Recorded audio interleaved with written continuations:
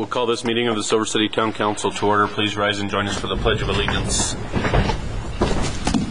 I pledge allegiance to the flag of the United States of America and to the republic for which it stands, one nation, under God, indivisible, with liberty and justice for all.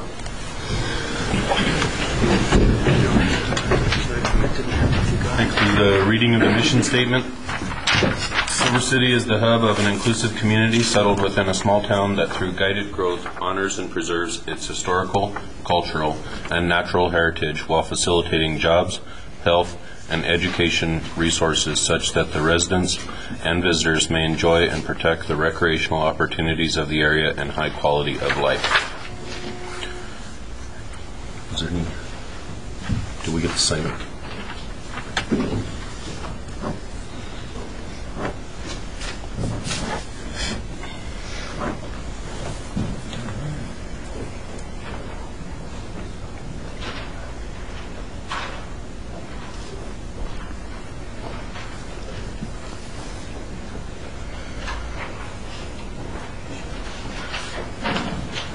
Excellent.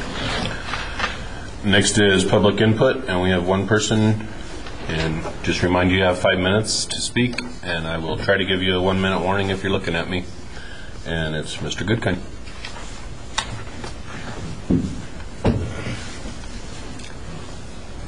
Thank you. I'm going to be less than 1 minute. To be brief, let's let praise fall where it needs to go.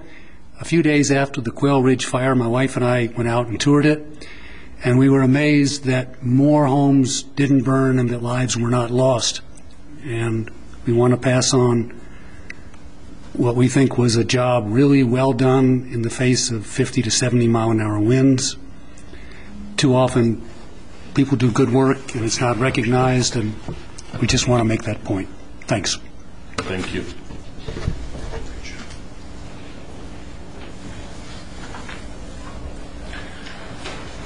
Next on the agenda is council comments. Councilor Moronis, would you like to start? Sure. Thank you, Mayor. Of recent, and probably a lot to do with the wind and such as well, is I've been getting a lot of calls for trash blowing around from people's yards and such. I've been passing that on to code enforcement, and I believe that they're doing their due diligence to check out those complaints. In fact, I'm pretty sure they have, because I know that they visited one of my rentals because of a complaint that was about that. So I do know that code enforcement's doing its job in trying to mitigate that, but also just to pass on to everybody. In this windy season, let's try to keep our trash bagged and out of our front yard so it's not bugging other people. Thanks. Thank you. Councilor Thompson. Thank you. Still working on the animal ordinance. It's taken a lot longer than I thought it was going to. Las Cruces is working on one as well, it looks like. It's looking like the main problem that we're identifying is too many animals, too little value. And so the ordinance will probably, the main part of the ordinance will be an appendix that creates a pay schedule where the cost of reproductive animals is going to try to push the supply curve to where it's going to meet the demand curve, or to what the carrying capacity of the animal of Silver City is. So that'll give us some flexibility for changing that pay schedule later on, depending on what the outcomes are that are easily measurable. So if I'm still really curious if there are any other ways of addressing the problem of too many animals other than this pay schedule. Also, we're working on the GDT reroute, which I think this year is going to be pretty close to the same economic impact as the Tour of the Gila. It's spread out over 3 or 4 months, but that's pretty exciting, and that's it. Thank you. Councilor Edison. Thank you, Mayor. I just wanted to reiterate something I said last time and that Mr. Goodkind brought up. I accompanied Senators Bingaman and Udall Friday, March 11th, and County Commissioner Chair Brett Caston, Silver City Fire Chief Rudy Bencomo, the Quail Ridge Fire Incident Commander Captain Gabriel Gutierrez, and the Silver City Fire Captain Eloy Medina, along with Silver City Police Captain Steve Reese, some media, and the Senator's staff on a tour of the Quail Ridge Fire area. And I have to tell you that being on the bus and hearing both Captain Gutierrez and Captain Medina talk about the fire, talk about how firefighters were risking their lives to save structures, the tight spots they were in, how some folks were extremely lucky and others had really done a great job on defensible space around their homes. It was really difficult to hear how close our firefighters came in several instances. They really got blocked in by that wildfire. And once again, I just want to reiterate how grateful I am to them for what they've done and what they did. All the Silver City firefighters and all of our volunteer and everyone else that was out there helping.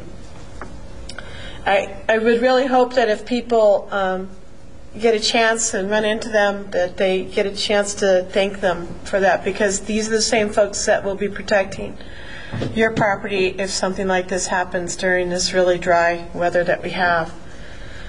One of the things that I would really like to encourage folks to do is, even in town, because we have a lot of open space in between in our residential areas, that if you have, as Councilor Morones talked about, some trash, or if you have yard waste, things like that, that you might want to make sure you have defensible space around your home in town as well, because wildfire really has almost no mercy. So I would really encourage folks to take a minute and make sure that they clean up around the house, because fire season started off pretty badly, as we all know.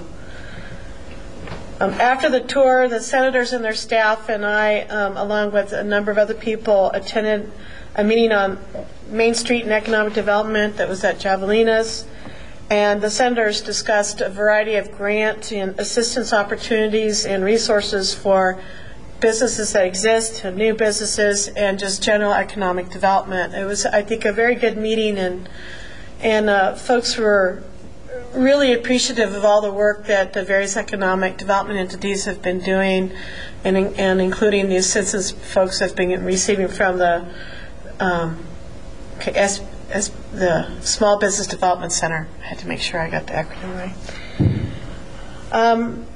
I also this is coming from a number of phone calls that I've received. I want to encourage any residents that have issues with noise, like barking dogs or a loud party, that if they want to get a response and they want to get it quickly, is to call the non-emergency number for the Silver City Grant County Central Dispatch, which is 388-8840. And I really encourage you to call them directly, because they'll respond. Calling me, I can't really relay what you're experiencing, and you'll be able to describe what's going on, you'll be describe the location, and you don't have to give them your name. They'll ask you, but you don't have to do that. So I just wanted to, make sure folks know that calling me or emailing me, I don't necessarily respond as quickly, especially at night with emails, and it's best if you're having the problem, just to call. Once again, you can remain anonymous, and the non-emergency line, as far as I know, does not have caller ID, because that's what I've been told. It's the night when you call 911, the caller ID comes up, because they have said that. So that's all. Thank you, Mayor. Thank you. Anybody need round two? No, sir.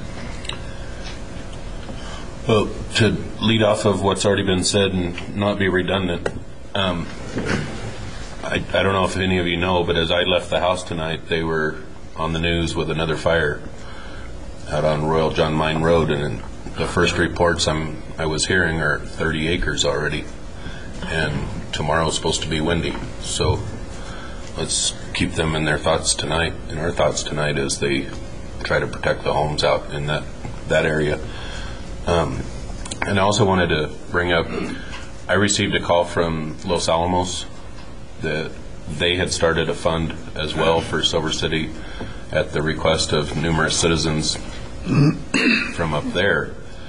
And it was basically they remembered the generosity of the state when they had their hard times, and they wanted to take this opportunity to help repay that. And I think it's very honorable of them, and we're thankful that we do remember each other, and that this entire state is a system that can work together. As many of you know, I spent most of the legislative session in Santa Fe. I'm not going to give my final report tonight, although it's a very short agenda. I wish I could. But the governor hasn't wielded the pen yet, so I'm going to wait until we get some more definitive results before we sit up here and talk for a half hour about bills that get vetoed or get changed by line item vetoes. So I'll hold off on that final report. It was truly a different experience this year. I've been working up there every year for 6-7 years now, and this session was very different. It started off very, very slow.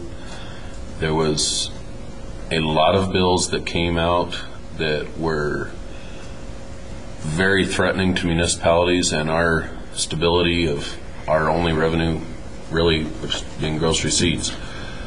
And going around and speaking with the sponsors of those bills, a lot of them were messages to their local communities that you better get your act together because this is what could happen to you. And none of them were followed through in committees, and they didn't scare us too bad with getting them through at least one side of the house. They all died right there after introduction.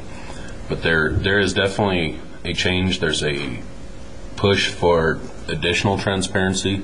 There was a large push to make meeting agendas available for all public agencies of the state 7 days ahead of the meeting.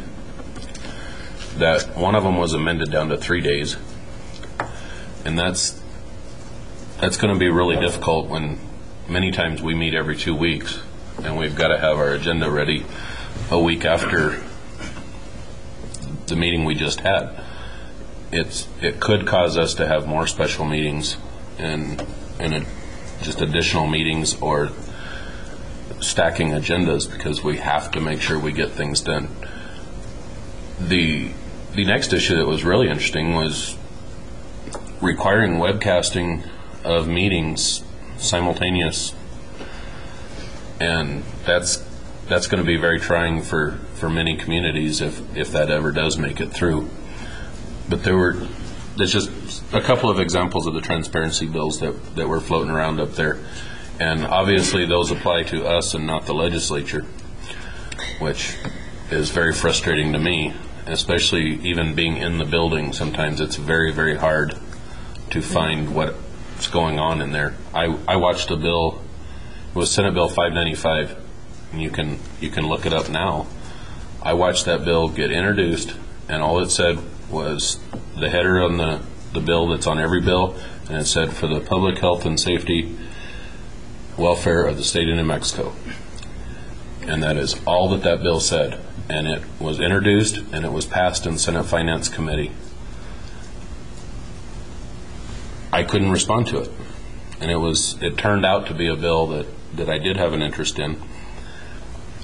Senator Morales sits on that committee, and he's asking me, "What do you think of this bill?" And I said, "I can't respond. You didn't print it.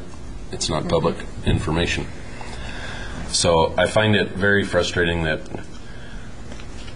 as a supporter of transparency, I think it should be on all levels, especially those that seem to feel they have the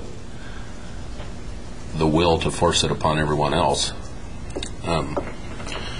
So I'm not going to go on and on about that, but I will have a full report of what was passed that affected municipalities, and this one specifically, hopefully at the next meeting. Any other comments? We will. Are there any changes to the agenda? Hearing none. Agenda is approved, and we'll move on to approval of minutes of the regular meeting of March 8th, 2011. Mr. Mayor, Counselor. I move that we approve the minutes of March 8th, 2011. Is there a second? Mr. Mayor, I second that motion. There's a motion and a second to approve the minutes of the regular meeting of March 8th, 2011. Any discussion? There's a motion, a second, no discussion. All those in favor signify by saying aye. Aye. Any opposed? Motion carries. Next item on the agenda is approval of minutes of the special meeting March 14th, 2011. Mr. Mayor, Counselor. I move that we approve the minutes of the special meeting of March 14th, 2011. I'd like to second. Oh, sorry. There's a motion from Counselor Bedison, a second from Counselor Thompson. Is there any discussion? I'd like to thank the council in this meeting for your patience in letting me call in, and for Counselor Bedison for handling the gavel during that meeting. I'm glad it was a short meeting, but it was still a little bit of an experience. Yes, it is. Thank you. Any other discussion? There's a motion, a second, no further discussion. All those in favor signify by saying aye. Aye. Any opposed? Motion carries. Next item on the agenda is reports. I don't have anything unless you want some information. The only thing maybe is Chief Bencomo is currently in Ruidoso on some training for going out into the community to do train and expose the public for the need of defensible space within our community. So what we want to do is, there are some wildland interface areas, especially in the northern part of the community, that are in great need of it. So once he gets back, the fire department will be out discussing that and going home by home, hopefully talking to people and giving them information on what things they can do to protect their property. So that's pretty much about it. Thank you. There was another comment I wanted to make that you just reminded me of. The defensible space issue. The Forest Service did a campaign with Loretta Ray several years ago and spent just hundreds and hundreds of hours pushing in defensible space. The county fire and I think Silver City Fire participated in that. There was videos, it was filmed, there was discussions in this room. We really have to the public has to keep this in the front of their mind. And this is not this year, this is not a response to the fire. It's just a matter of where we live. And what really makes this area beautiful can be very, very dangerous at times. Secondly, one thing real quick, I forgot to mention in my comments. I wanted to commend County Commission Chair Brett Caston. I can tell you I've had more discussions with the chairman on just about everything that's crossed his agenda or our agenda that may have had any interaction about some future planning and ideas. We've had more discussion in the last 2-3 months that he's been in office than I've had in probably 2 years. And I think he's to be commended for that and his willingness to truly work as a system. And I look forward to continuing and building on that partnership. No other reports? No, on that note, we had a solid waste authority here meet at 3. We finished at 4, and I stayed here till about 5:15 for those exact reasons, to continue the discussions of what we can continue doing. So I want to second that there. All right. Thank you. Anything from the police department? No, sir. Thanks. There's no public hearings. We'll go down to unfinished business. Item A, approval, disapproval of ordinance number 1176, an ordinance amending and superseding resolution number 2008-07, authorizing the execution and delivery of an amended and restated loan agreement by and between the town of Silver City and the New Mexico Finance Authority for improvements of the municipal water utility. Mr. Brown. Mayor and Council, this loan is a loan that we entered into back in, I believe it was 2008, originally for approximately $800,000, and that was for the construction of the SCADA system and the drilling of a replacement well for the Gabby Hayes well. When the bids came in for the Gabby Hayes well, they were well above the projected amounts of funds that were necessary and available. And so we have decided, because the Gabby Hayes well is actually our best producing well, it is very important that we move forward in doing the replacement well out there, because although we can continue to use the well right now, as water levels decrease, we do not have the capacity right now to lower our well where it is. And so we want to go ahead and drill the replacement well. These funds, this is a 10-year loan for $1.13 million.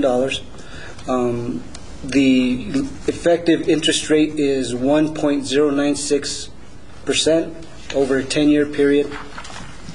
It will be paid from the water. The dedicated revenue source is the governmental gross receipts taxes. As I sort of mentioned with the mayor, it's going to make it a little bit harder for the state to start pulling away gross receipts taxes, because we're borrowing money from the state, using the gross receipts taxes as the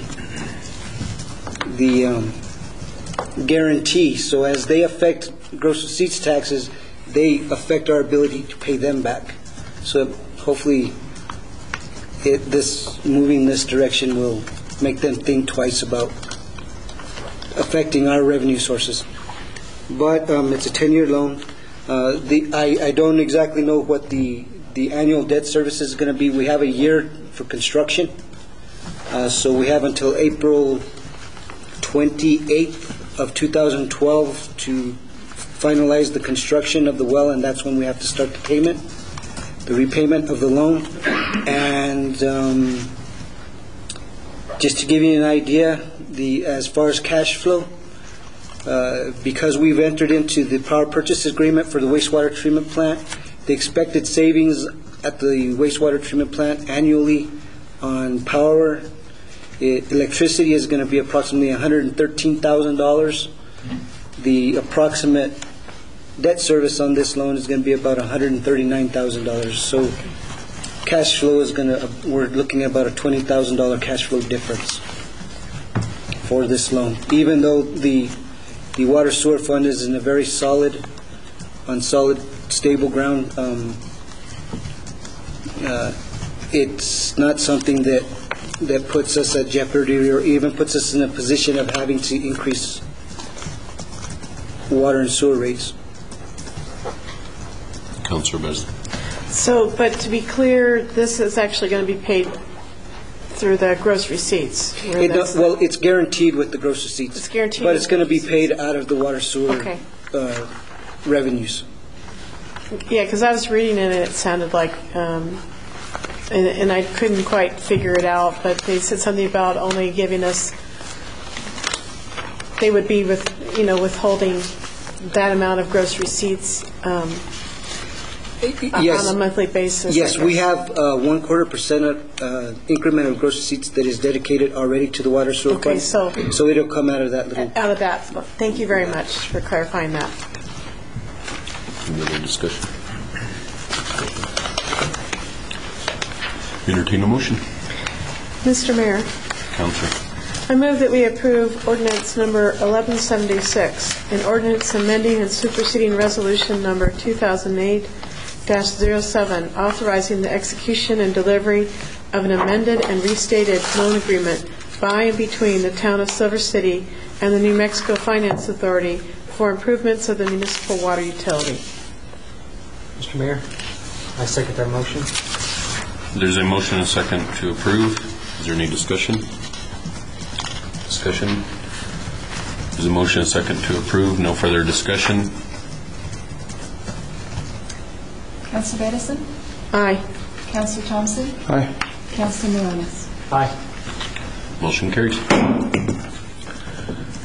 Next item on the agenda is appointment of one member to the museum board.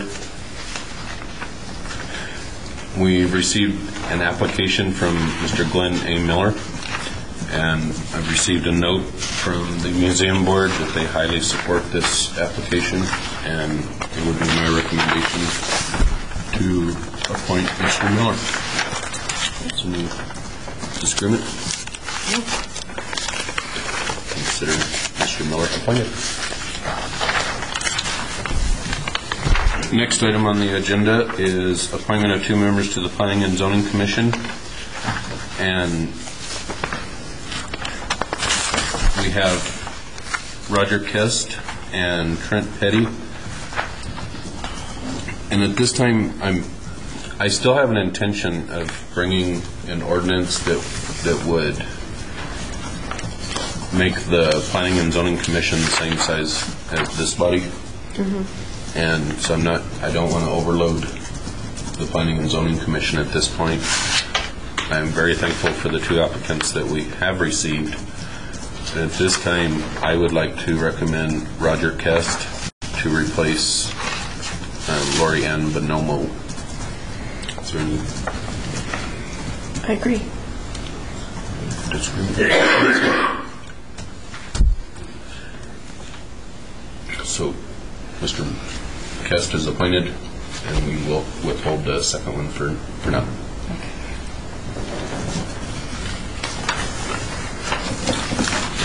Next. Mr. Mayor, Counselor. I move adjournment. I'd love to second it. There's a motion and a second to adjourn. All those in favor signify by saying aye. Aye. Any opposed? Motion carries. We are adjourned.